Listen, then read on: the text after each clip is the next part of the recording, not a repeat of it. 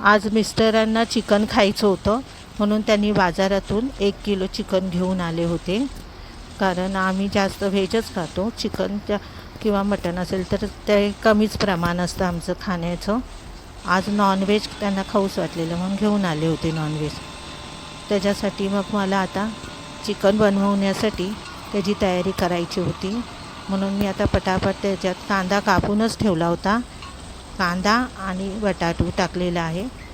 आणि कांदा आणि बटाटू टाकल्यानंतर मी त्याला चांगलं परतून घेतलं. 2 टोमॅटो टाकले, त्यालाही चांगलं परतून घेतलं. मिस्टरांना माझ्या चिकनबरोबर सुक्कं चिकन आणि पुरीचा बेत होता त्यांचा आज खायचा.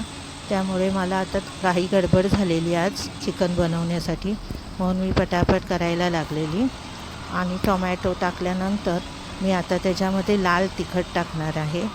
2 चमचे आमचं घरगुती लाल तिखट टाकल्यानंतर मी त्याच्यामध्ये कोणतेही एक्स्ट्रा मसाले टाकत नाही. कारण आमच्या लाल तिखट मसाल्यात सुकं खोबरं असतं आणि इतर गरम मसाले पण असतात. त्याच्यातच छान स्वाद येतो कुठल्याही पदार्थ